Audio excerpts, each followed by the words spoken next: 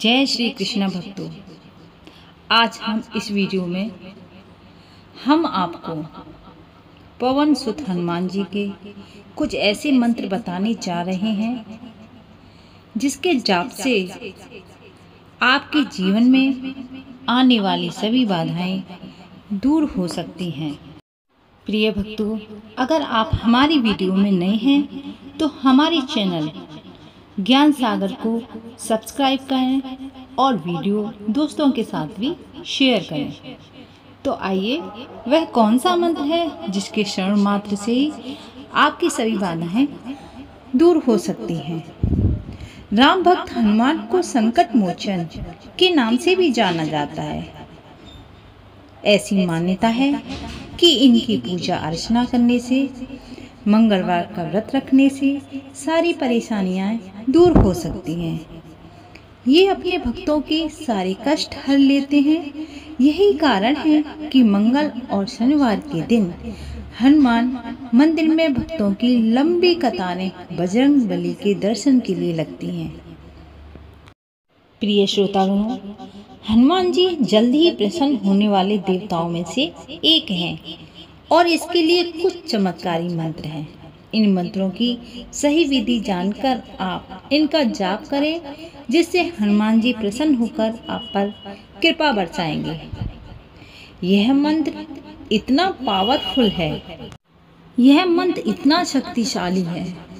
इस मंत्र के जाप करने से भगवान के प्रकट होने की मान्यता है, लेकिन इसके लिए कुछ नियम हैं। मंत्र काम नहीं करता तो उसके पीछे दो कारण हो सकते हैं, जिन्हें आप भी जान लीजिए। पहला यह कि भक्त को अपनी आत्मा के हनुमान जी के साथ संबंध का बोध होना चाहिए, जबकि दूसरी कारण यह है कि जिस जगह पर यह मंत्र जाप किया जाए उस जगह के 980 मीटर के दायरे में कोई भी ऐसा मनुष्य उपस्थित ना हो जो पहली शर्त को पूरी न करता हो। अर्थात या तो 980 मीटर के दायरे में कोई नहीं होना चाहिए, अथवा जो भी उपस्थित हो उसे अपनी आत्मा के हनुमान जी के संबंध का बोध होना चाहिए। यह मंत्र स्वयं हनुमान जी ने विदुर पर्वत के जंगलों में रहने वाले कुछ आदिवासियों को दिया था। विदुर श्रीलंका का सबसे ऊंचा पर्वत है। जब प्रभु श्री राम ने अपना मानव जीवन पूरा करके समाधि में ले ली थी, तब हनुमान जी पुनः अयोध्या छोड़कर जंगलों में रहने लगे थे। उस समय वे लंका के जंगलों में भी भ्रमण हेतु गए थे, जहां उस समय विभीषण का राज्य था। लंका के जंगलों में उन्हें प्रभु श्री राम के स्मरण में बहुत दिन गुजारे। उस समय विदुर पर्वत में रहने वाले कुछ आदिवासियों ने उनकी खूब सेवा की। जब वे विदुर से लौटने लगे तब उन्होंने यह मंत्र उन जंगलवासियों को देते हुए कहा, मैं आपकी सेवा स्मरण से अति प्रसन्न हूँ। जब भी आप लोगों को मेरे दर्शन करने की अभिलाषा है तो इस मंत्र का जाप करने में प्रकाश की गति से आपके सामने आकर प्रकट हो जाऊंगा। जंगलवासियों के मुखियों ने कहा, हे प्रभु, इस मंत्र को गुप्त रखेंगे, लेकिन फिर भी अगर किसी को यह मंत्र पता चल गया और वह इस मंत्र का दुरुपयोग करने लगा तो क्या होगा? तब हनुमान जी ने उत्तर दिया कि आप उसकी चिंता न करें। अगर कोई ऐसा व्यक्ति इस मंत्र का जाप करेगा जिसको अपनी आत्मा के मेरे साथ संबंध का बोध न हो, यह मंत्र काम नहीं करेगा। तो प्रिय भक्तों, यह मंत्र पूरी श्रद्धा और पूरी ईमानदारी के साथ करें। अगर आपके पास समय नहीं है तो आप इस मंत्र को मोबाइल में चलाकर भी सुन सकते हैं, लेकिन मंत्र पूरी ईमानदारी के साथ होना चाहिए। यह मंत्र आपकी हर समस्या का समाधान है। अगर आप कर्ज से पीड़ित हैं या आप रोग से पीड़ित हैं, आप आर्थिक स्थिति से बहुत ज़्यादा खराब हैं, धन के अभाव में आप हर दिन बहुत मुश्किलों से गुजार रहे हैं, तो यह मंत्र आपकी हर समस्या का समाधान कर देगा। लेकिन प्रिय भक्तों, यह मंत्र पूरी श्रद्धा पूर्वक होना चाहिए। तो आइए शुरू करते हैं, और इस मंत्र को हम इस वीडियो में 108 बार दोहरा रहे हैं। ओम नमो हनुमते रुद्रावताराय सर्वशत्रु संहारणाय सर्वरोग हराय सर्ववशीकरणाय रामदूताय स्वाहा। ओम नमो हनुमते रुद्रावताराय सर्वशत्रु संहारणाय सर्वरोग हराय सर्ववशीकरणाय रामदूताय स्वाहा।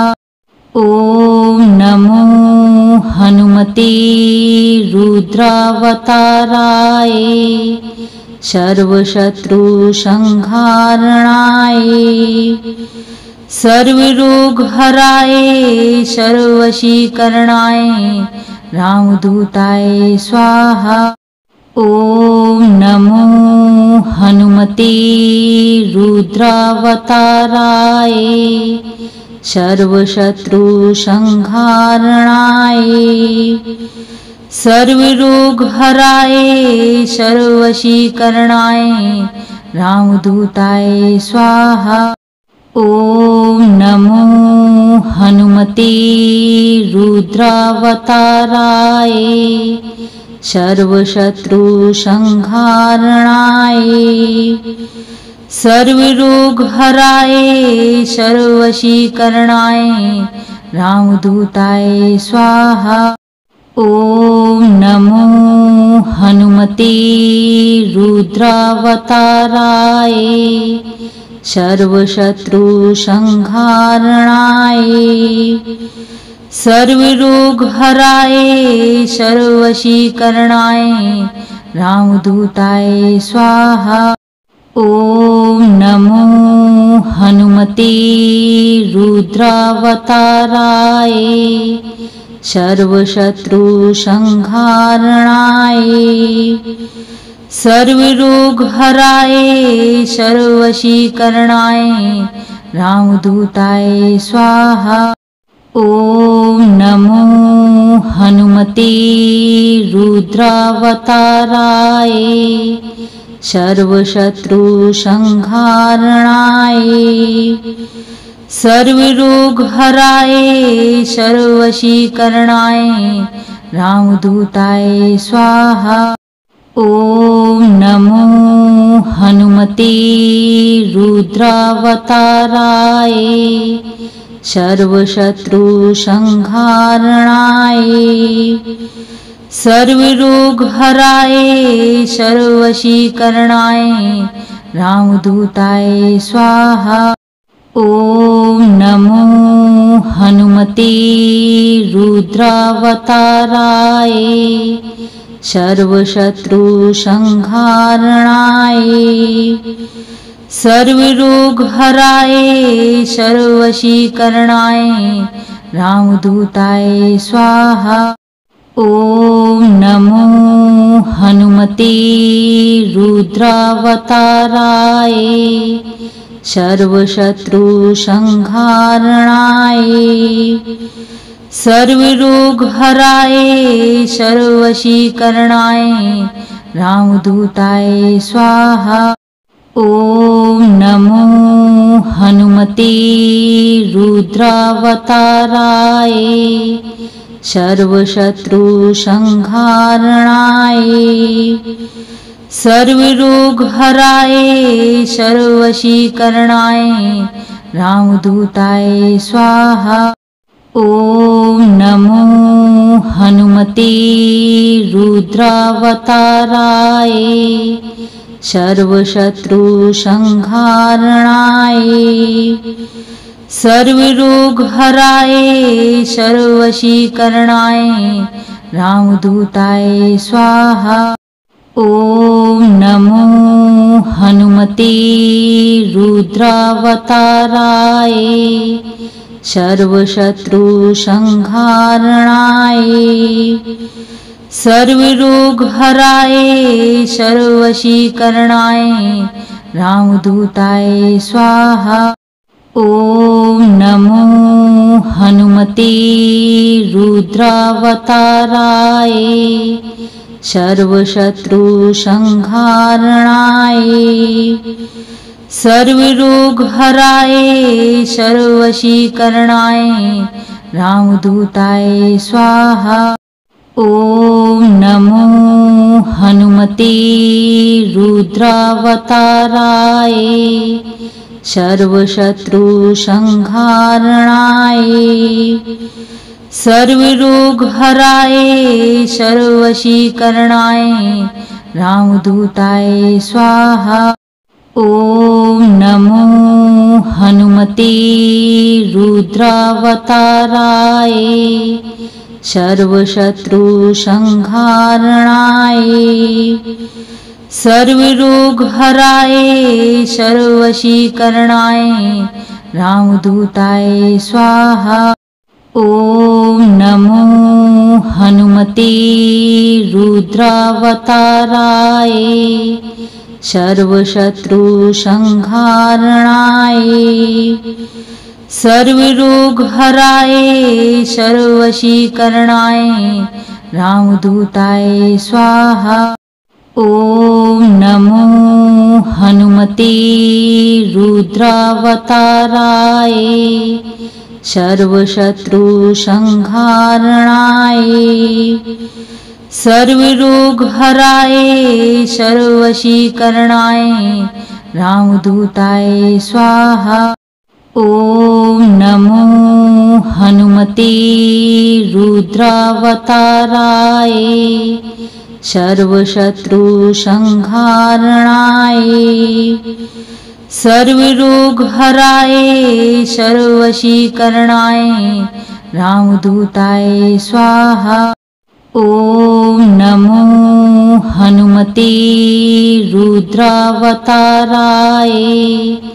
सर्वशत्रु संहारणाय सर्वरोग हराय सर्ववशीकरणाय रामदूताय स्वाहा।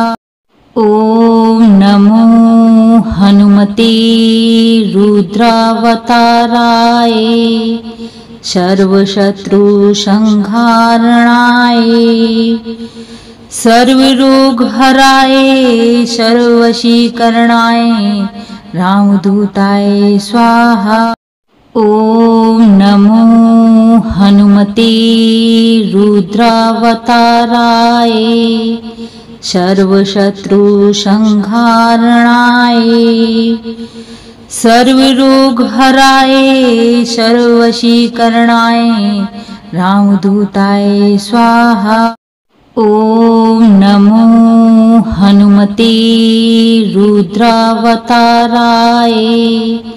सर्वशत्रु संहारणाय सर्वरोग हराय सर्ववशीकरणाय रामदूताय स्वाहा। ओम नमो हनुमते रुद्रावताराय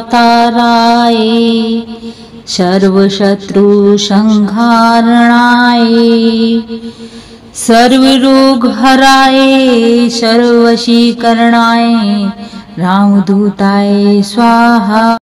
ओम नमो हनुमते रुद्रावताराय सर्वशत्रु संहारणाय सर्वरोग हराय सर्ववशीकरणाय रामदूताय स्वाहा। ओम नमो हनुमते रुद्रावताराय सर्वशत्रु संहारणाय सर्वरोग हराय सर्ववशीकरणाय रामदूताय स्वाहा। ओम नमो हनुमते रुद्रावताराय सर्वशत्रु संहारणाय सर्वरोग हराए सर्ववशीकरणाय रामदूताय स्वाहा। ओम नमो हनुमते रुद्रावताराय सर्वशत्रु संहारणाय सर्वरोग हराए सर्ववशीकरणाय रामदूताय स्वाहा। ओम नमो हनुमते रुद्रावताराय सर्वशत्रु संहारणाय सर्वरोग हराए सर्ववशीकरणाय रामदूताय स्वाहा। ओम नमो हनुमते रुद्रावताराय सर्वशत्रु संहारणाय सर्वरोग हराए सर्ववशीकरणाय रामदूताय स्वाहा। ओम नमो हनुमते रुद्रावताराय सर्वशत्रु संहारणाय सर्वरोग हराए सर्ववशीकरणाय रामदूताय स्वाहा। ओम नमो हनुमते रुद्रावताराय सर्वशत्रु संहारणाय सर्वरोग हराए सर्ववशीकरणाय रामदूताय स्वाहा। ओम नमो हनुमते रुद्रावताराय सर्वशत्रु संहारणाय सर्वरोग हराए सर्ववशीकरणाय रामदूताय स्वाहा। ओम नमो हनुमते रुद्रावताराय सर्वशत्रु संहारणाय सर्वरोग हराए सर्ववशीकरणाय रामदूताय स्वाहा। ओम नमो हनुमते रुद्रावताराय सर्वशत्रु संहारणाय सर्वरोग हराए सर्ववशीकरणाय रामदूताय स्वाहा। ओम नमो हनुमते रुद्रावताराय सर्वशत्रु संहारणाय सर्वरोग हराए सर्ववशीकरणाय रामदूताय स्वाहा। ओम नमो हनुमते रुद्रावताराय सर्वशत्रु संहारणाय सर्वरोग हराए सर्ववशीकरणाय रामदूताय स्वाहा। ओम नमो हनुमते रुद्रावताराय सर्वशत्रु संहारणाय सर्वरोग हराए सर्ववशीकरणाय रामदूताय स्वाहा। ओम नमो हनुमते रुद्रावताराय सर्वशत्रु संहारणाय सर्वरोग हराए सर्ववशीकरणाय रामदूताय स्वाहा। ओम नमो हनुमते रुद्रावताराय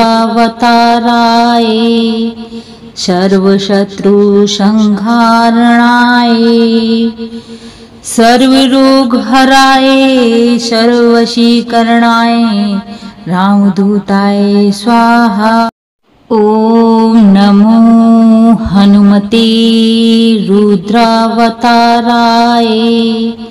सर्वशत्रु संहारणाय सर्वरोग हराए सर्ववशीकरणाय रामदूताय स्वाहा। ओम नमो हनुमते रुद्रावताराय सर्वशत्रु संहारणाय सर्वरोगहराय सर्ववशीकरणाय रामदूताय स्वाहा। ओम नमो हनुमते रुद्रावताराय सर्वशत्रु संहारणाय सर्वरोगहराय सर्ववशीकरणाय रामदूताय स्वाहा। ओम नमो हनुमते रुद्रावताराय सर्वशत्रु संहारणाय सर्वरोगहराय सर्ववशीकरणाय रामदूताय स्वाहा। ओम नमो हनुमते रुद्रावताराय सर्वशत्रु संहारणाय सर्वरोगहराय सर्ववशीकरणाय रामदूताय स्वाहा। ओम नमो हनुमते रुद्रावताराय सर्वशत्रु संहारणाय सर्वरोगहराय सर्ववशीकरणाय रामदूताय स्वाहा। ओम नमो हनुमते रुद्रावताराय सर्वशत्रु संहारणाय सर्वरोगहराय सर्ववशीकरणाय रामदूताय स्वाहा। ओम नमो हनुमते रुद्रावताराय सर्वशत्रु संहारणाय सर्वरोगहराय सर्ववशीकरणाय रामदूताय स्वाहा। ओम नमो हनुमते रुद्रावताराय सर्वशत्रु संहारणाय सर्वरोगहराय सर्ववशीकरणाय रामदूताय स्वाहा। ओम नमो हनुमते रुद्रावताराय सर्वशत्रु संहारणाय सर्वरोगहराय सर्ववशीकरणाय रामदूताय स्वाहा। ओम नमो हनुमते रुद्रावताराय सर्वशत्रु संहारणाय सर्वरोगहराय सर्ववशीकरणाय रामदूताय स्वाहा। ओम नमो हनुमते रुद्रावताराय सर्वशत्रु संहारणाय सर्वरोगहराय सर्ववशीकरणाय रामदूताय स्वाहा। ओम नमो हनुमते रुद्रावताराय सर्वशत्रु संहारणाय सर्वरोगहराय सर्ववशीकरणाय रामदूताय स्वाहा। ओम नमो हनुमते रुद्रावताराय सर्वशत्रु संहारणाय सर्वरोगहराय सर्ववशीकरणाय रामदूताय स्वाहा।